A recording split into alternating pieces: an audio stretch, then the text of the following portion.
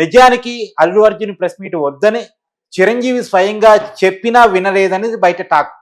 మనకి నిజాలు మనకి ఇంకా తెలియదు కానీ ఓకే. చిరంజీవి పెట్టొద్దని చెప్పినా పెట్టాడు అల్లు అర్జున్ అని. కాబట్టి తర్వాత రోజు పోలీసులు మళ్ళా ప్రెస్ మీట్ పెట్టి వీడియో ఫుటేజ్ చూపిస్తూ అల్లు అర్జున్ చేసినటువంటి తప్పుని క్లియర్గా జనాలకు చూపించారు.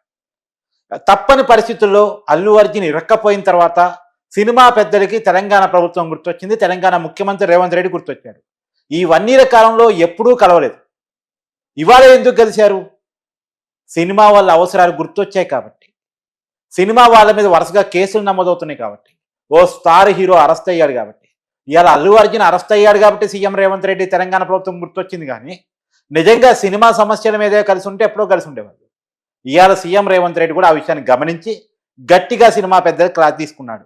ఒకటి, జరిగిన వీడియో ఫుటేజ్ క్లియర్గా మళ్ళీ వాళ్ళకి చూపించాడు. అంటే సినిమా పెద్దని క్లాస్ తీసుకున్నారు, బట్ ఎవరు ఆ సినిమా పెద్దని ఎందుకు క్లాస్ తీసుకున్నారు చెప్తా. మొత్తం సినిమా పెద్దలే క్లాస్ తీసుకున్నాడు. ఓకే.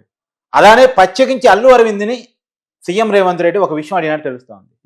ఆ రోజు ప్రెస్ మీట్ పెట్టి అబద్ధాలు ఎందుకు చెప్పాల్సి వచ్చింది, నేను అసెంబ్లీలో మాట్లాడిన మాటలకి కౌంటర్ ఎందుకు చేయాల్సి వచ్చింది, అబద్ధాలతోటి పోలీసుల మీద బదనం ఎందుకు చేయాల్సి వచ్చింది అన్న విషయాన్ని క్లియర్గా రేవంత్ రెడ్డి అల్లు అరవింద్ గారిని అడిగారు. నిజానికి ఈ భేటీకి అల్లు అర్జున్ కూడా రావాల్సి ఉంది. కానీ అల్లు అర్జున్ కలవటానికి సీఎం రేవంత్ రెడ్డి ఇంట్రెస్ట్గా లేడు.